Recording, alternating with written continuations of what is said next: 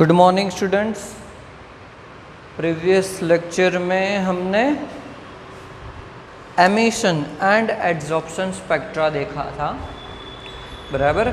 आज हम लोग बात करने वाले हैं line spectra of hydrogen. Line spectra, at least आपको ये पता होना चाहिए, लाइन स्पेक्ट्रा ऑफ हाइड्रोजन मतलब वो एक टाइप का एमिशन स्पेक्ट्रा है। ओके, क्या है? एमिशन स्पेक्ट्रा है, बराबर।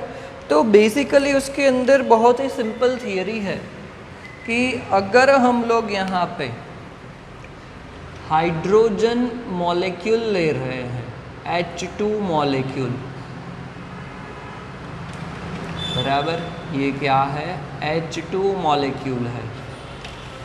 ओके, एक्चुअली देखा जाए तो H2 मॉलिक्यूल कैसे बना होगा?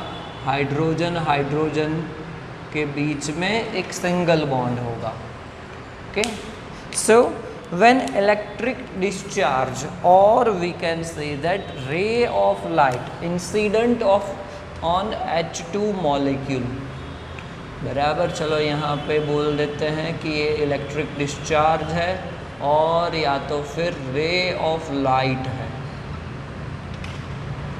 तो क्या होता है कि ये बॉन्ड ब्रेक हो जाता है, H2 मॉलिक्यूल डिसोसिएट्स। ओके, तो फाइनली क्या होगा? हाइड्रोजन एटम हम लोग जानते हैं क्या होता है, उसके अंदर एक इलेक्ट्रॉन एंड एक प्रोटॉन होता है। तो जो सेम चीज़ होगी, जब डिसोसिएट होगा तब उसके अंदर सिर्फ एक ही इलेक्ट्रॉन रहेगा, बराबर। तो क्या होगा कि वो एनर्जी गेन करके, बराबर, चलो इसको थोड़ा सा बड़ा दिखा देते हैं कि एनर्जी गेन करके वो जाएगा अपर स्टेट में, क्योंकि ray of light electric discharge उसके ऊपर इंसिडेंट करवा रहे हैं, बराबर। तो ये है हाइड्रोजन एटम है ये।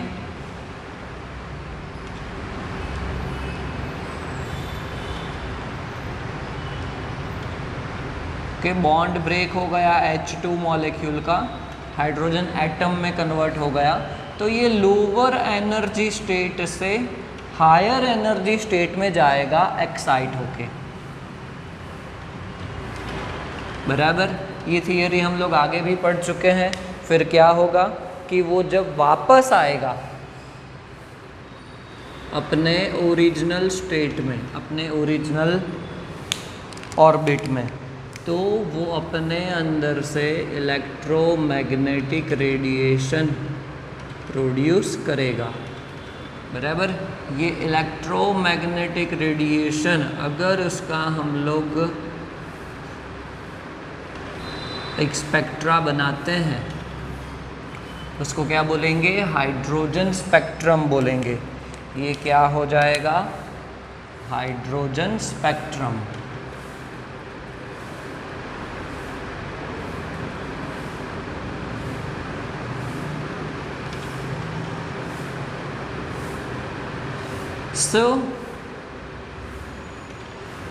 एक्साइट होके इलेक्ट्रॉन ऊपर गया, फिर वापस नीचे आया, उस टाइम पे उसने इलेक्ट्रोमैग्नेटिक रेडिएशन प्रोड्यूस किया। ओके, तो वो हो जाएगा एक टाइप का एमिशन स्पेक्ट्रा। और ये जो स्पेक्ट्रा हमें मिला, उसके अंदर अगर हम लोग देखेंगे तो यहाँ पे मैं सिर्फ जो लाइन दिखा रहा हूँ, बराबर, वो ही सिर्फ हमें मिल रहा है, इतना ही। बाकी का जो वाइट पार्ट होगा वो क्या है? एम्प्टी है, वहाँ पे कुछ भी नहीं है, सिर्फ ऐसी हमें लाइंस मिल रही है, ऐसी हमें लाइंस मिल रही है। ओके, उसकी वजह से उसको लाइन स्पेक्ट्रा बोला गया है। बाकी का जो पार्ट है यहाँ पे वाइट, वो क्या होगा? ब्लैंक होगा, ब्लैक होगा, कि वो स्पेक्ट्रम में हमें कुछ भी नहीं मिल रहा है। ओके, सो ऐसे बहुत सारे एक्सपेरिमेंट किए गए कि सपोज हम लोग यहाँ पे, क्योंकि electromagnetic radiation, ray of light, वो तो बहुत टाइप के हैं, infrared, ultraviolet, visible raise, microwaves, radio waves, बराबर, बहुत टाइप के हैं। तो डिफरेंट डिफरेंट लाइट को H2 मॉलिक्यूल के ऊपर इंसिडेंट करवाया गया और उसकी मदद से जो हमें स्पेक्ट्रम मिला, जिसको हम हाइड्रोजन स्पेक्ट्रम बोलते हैं, बराबर, तो उसके अंदर कुछ स्पेसिफिक नेचर देखने को मिला, स्पेसिफिक लाइंस का प्रॉपर्टीज़ देखने को मिला, बराबर। और वही प्रॉपर्टीज़ को डिफाइन करने के लिए सबसे पहले बाल्मर ने, जिसने डिस्कवर किया था, उसके नाम ऊपर से ही उसको नाम दिया गया है कि बाल्मर ने इन 1885 एक्सपेरिमेंट से जो स्पेक्ट्रल लाइन मिल रही थी उसको डिफाइन करने के लिए, स्पेक्ट्रल लाइन कैसी मिलेगी, कौन से वेव्स मिलेंगे, उसको डिफाइन करने के लिए वेव नंबर का उसने फॉर्मूला दिया। वेव नंबर का उसने फॉर्मूला दिया, वो कुछ ऐसा था। वेव नंबर, उसको याद करो, वेव नंबर मतलब 1/λ भी उसको लिख सकते हैं, 1/λ। तो वो फॉर्मूला आपको याद रखना है, 109677 ब्रैकेट में 1/2² minus 1/n² centimetre inverse. Okay, तो ये जो फॉर्मूला है आपको याद रखना है कि 1/2² माइनस 1/n², जिसमें n 2 से नहीं 3 से शुरू होगा। यहाँ पे जो है वैल्यू, जो भी नंबर है उससे नेक्स्ट नंबर से शुरू होगा, बराबर। एक्चुअली ये कैसे हुआ मैंने आपको बताया कि इस तरीके से प्रोसेस हुआ, बट जो यहाँ पे हम लोग लाइट ले रहे हैं उसके ऊपर इंसिडेंट कर रहे हैं, ओके, तो वो ही वेवलेंथ में से कुछ को वो एब्जॉर्ब करेगा, बराबर।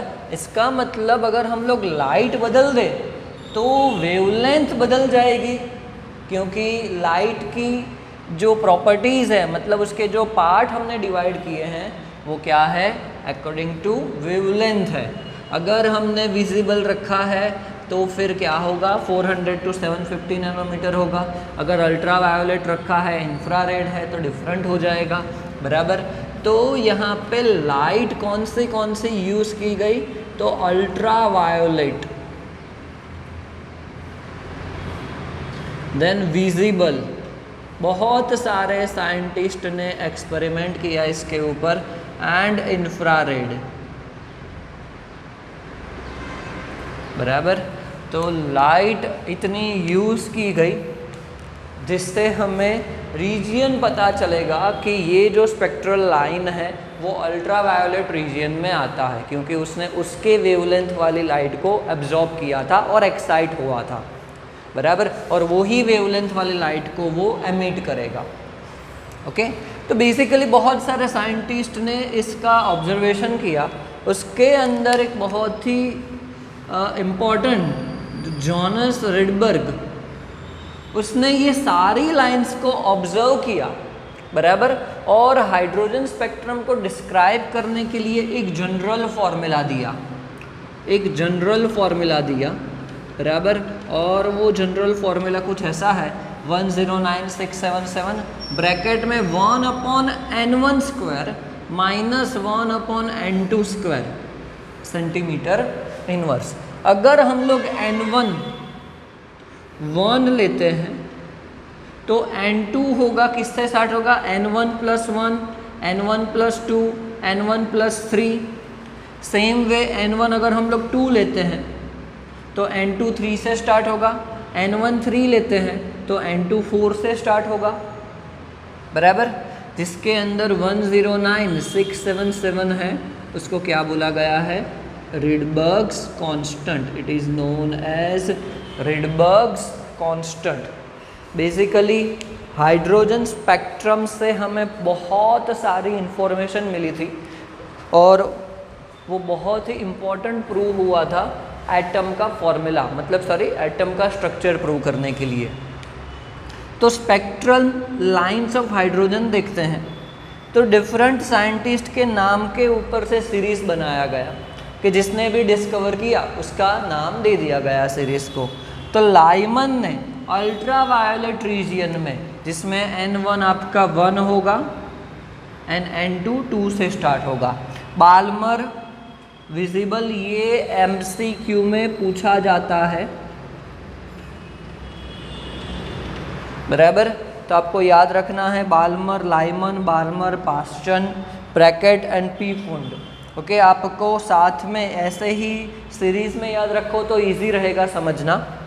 तो लाइमन अल्ट्रावायोलेट रीजन था, Balmer visible and Paschen, Brackett and Pfund इन तीनों ने इंफ्रारेड रीजन में स्पेक्ट्रल लाइन का ऑब्जर्वेशन किया। बराबर। तो इससे पता क्या चला? तो इससे बेसिक एक ये पता चला कि हाइड्रोजन स्पेक्ट्रम मिला, उसके बाद बहुत सारे एलिमेंट्स के एज ए स्पेक्ट्रम लिए गए। हाइड्रोजन का लिया, हीलियम का लिया, बेरिलियम का लिया, लिथियम का लिया, ऐसे स्पेक्ट्रल लाइंस मिले। बराबर। तो वो सारे डिफरेंट थे। हाइड्रोजन का स्पेक्ट्रल लाइन एंड हीलियम का स्पेक्ट्रल लाइन डिफरेंट था, हीलियम से लिथियम का डिफरेंट था, that means hydrogen and lithium का भी डिफरेंट था। मतलब यूनिक स्पेक्ट्रल लाइंस हमें मिल रही थी, हर एक एलिमेंट की डिफरेंट। ओके, इससे ये प्रूव हुआ कि जो एलिमेंट है, एक एलिमेंट दूसरे एलिमेंट से डिफरेंट है, और उसमें कुछ ऐसा भी सिमिलैरिटी देखने को मिलता था कि जो स्पेक्ट्रल लाइन की प्रॉपर्टीज थी, जो पैटर्न थी, बराबर, वो तो कॉमन आ रही थी सभी एटम के अंदर। तो उससे भी ये प्रूव हुआ कि कुछ सभी के अंदर बेसिक कंस्टिट्यूएंट सेम होने चाहिए। बराबर। तो आगे जो क्वेश्चंस खड़े हुए थे एटम का स्ट्रक्चर डिफाइन करने के लिए, उसको प्रूव करने के लिए स्पेक्ट्रम, एटॉमिक स्पेक्ट्रा बहुत ही काम आया। बराबर। तो इसके बाद हम लोग जो देखने वाले हैं बोहर्स एटॉमिक मॉडल, वो कुछ हद तक सही था, बट उसके भी ड्रॉबैक्स थे कि वो 100% एक्सप्लेन नहीं कर पा रहा था। ओके, तो नेक्स्ट लेक्चर में हम लोग बोहर्स एटॉमिक स्पेक्ट्रा देखेंगे। आज का लेक्चर यहीं ख़त्म करते हैं। बराबर। एमसीक्यू के लिए आपको ये याद रखना है, spectral lines of hydrogen series Lyman, Balmer, Paschen, Brackett and Pfund. Okay, thank you.